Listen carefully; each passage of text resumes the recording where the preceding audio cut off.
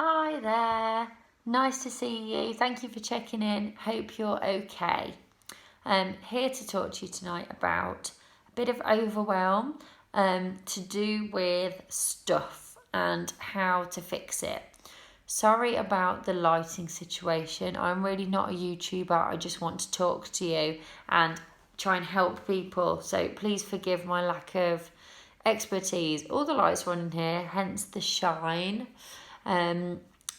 It is getting dark outside. This is the only room I can use because it's the only room where I won't wake my daughter up from doing this, and it's the only time of day I can do it, so this is the best I've got. But hopefully you can hear me with my sore croaky throat, and I'll do my best. Don't feel like you need to actually watch, just listen. So let's talk about decluttering. Decluttering, okay, is getting rid of the stuff we don't need. Humans do not like chaos, they don't like mess. You might say, oh, but I'm a messy person, I'm not naturally organised, I like to live in a real home and not a show home. All those things that we say, and I'm sure there is some truth to all of that. But humans feel calmer when they are less surrounded by stuff.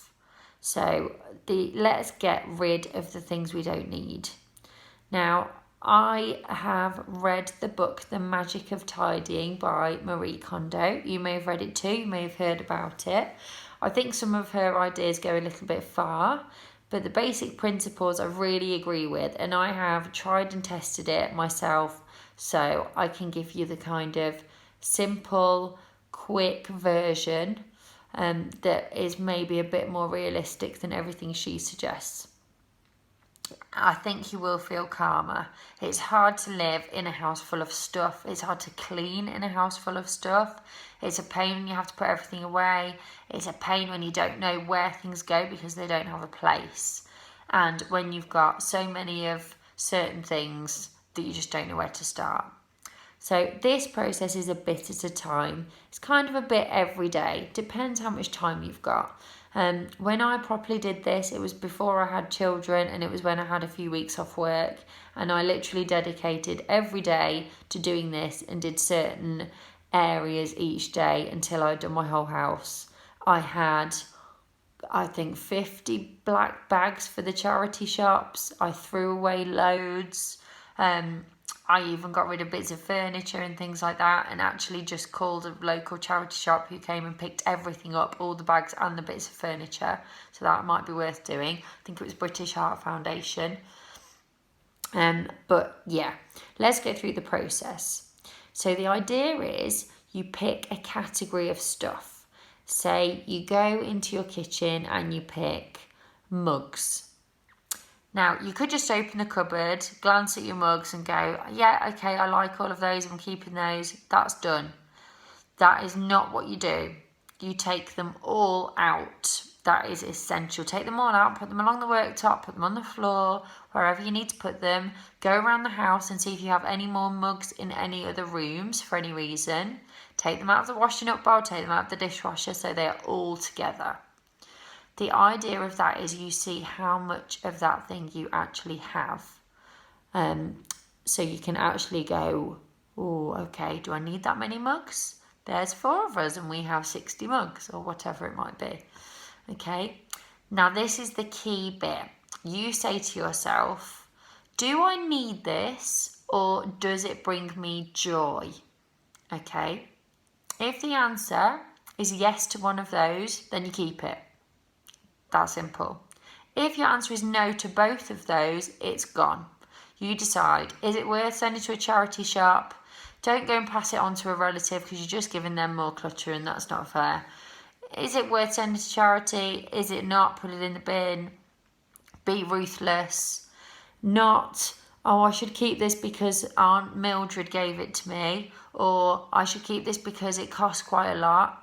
Irrelevant, okay? If somebody gave it to you, then that purpose has been served. They've given you the present, they've made you happy, job done. You don't need to keep it forever. Okay, so literally everything you go through, does it bring me joy or do I need it? If it's no to both, it's gone. And you do that with every single mug. Marie Kondo says that you hold the item and you really feel it and you really think, how do I feel? Does it bring me joy? You might know quicker than that. You might not need to stand and hold it, but it's up to you. You have to be pretty decisive and pretty ruthless. The idea is that you end up with, I think it's a quarter less stuff than you have to begin with. Or maybe you only end up with a quarter of the stuff. I think it was more the second one for me. Who knows? Depends how much stuff you've got and how ruthless you want to be. But you have to answer that question. Does it bring me joy? Do I need it? No to both of those. Get rid. Be severe. Okay? So you've done your mugs. You might have time to do another area that day. You could do a bathroom cupboard. You could do the junk drawer in the kitchen. You could go through the kids' shoes. Like anything. It can be, if that's too big, do something smaller. Do your cutlery drawer or do your medicine box. You can do absolutely anything and everything in your house. You can do your food cupboards. Okay? With food cupboards, obviously, get rid of things that are out of date. If you're never going to eat it, it's sat at the back of the cupboard for years, take it to the food bank or just chuck it. Same with cleaning products. You might go, oh, well, I might need that silver polish, or I might need that. I've got a bottle of smoke remover because I managed to set fire to a jacket potato recently and filled my house with smoke and had to buy it. Used it on that one day. I hope I won't need to use it again. Still in the cupboard. Don't know if I need it. Some things you can keep at the back, but it is up to you. Clothes is a brilliant one, but remember, you have to get everything out. You have to be able to see it. So say you're doing jumpers, all of them out of the cupboard, put them on the bed, see how many you've got before you go through and ask yourself about each one. Okay, let me glance at my list. Okay, so once you've done this with whatever area it is, and then you put things back, so you're putting the mugs that you're keeping back in the cupboard, just make sure you're happy with where things are and that everything has a place. There is no point ramming all your jumpers in on one shelf if you never wear the jumper at the bottom because it's too much of a pain to pull it out. Make things user-friendly and put them where you will need them. Okay, everything really does need to have a place. I think that is pretty much the end of my advice here. All I would say is I felt so much better for doing it. I couldn't believe how much stuff I got, and a week or two after, I could hardly tell you what I got rid of. So obviously I didn't need it. Please give it a go. Let me know how you get on. Let me know what you get rid of. The one problem I found is when you live with other people. If you're kind of in charge of your house, like I am, as mums and wives and women tend to be, you can kind of do the joint stuff, the kitchen stuff, the bathroom stuff, go through things like duvet covers and pillowcases. You probably only need 2 or 3 sets per bed. Decide which ones make you happy.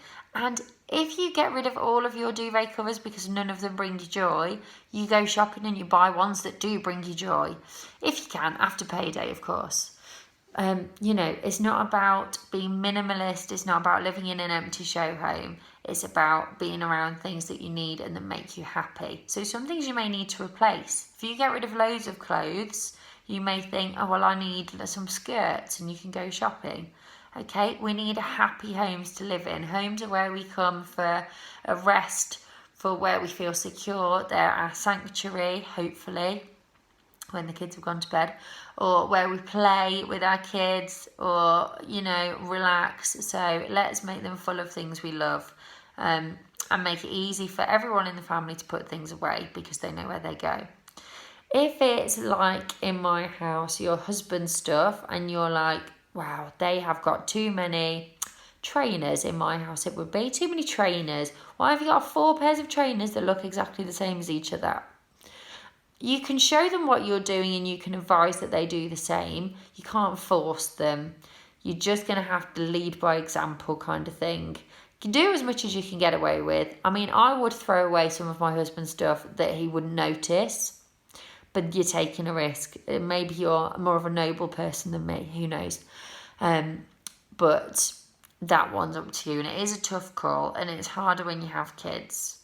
The other thing I would say is once you've done a full-on declutter and gone through your house, which can take weeks, months, maybe even a year to do it thoroughly, keep on top of it just by being aware of it. Every time you go to your kid's toy box and, you know, put something back in that they don't play with anymore, go, oh, okay, I'll get rid of that.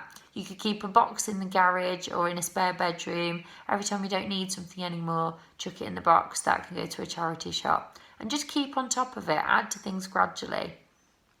I wish you the best of luck. It looks worse before it looks better. When you've got stuff all over the floor, you know, remind yourself of that. But it will be worth it. Don't set yourself too unrealistic a task. If you've only got an hour, do something small like a sock drawer rather than the garage. Okay, so it's up to you. All depends on your house. Definitely worth doing. And please comment, give us any tips and advice. If you found any problems with it, definitely let me know. I might be able to help. Take care and thanks for watching. Bye.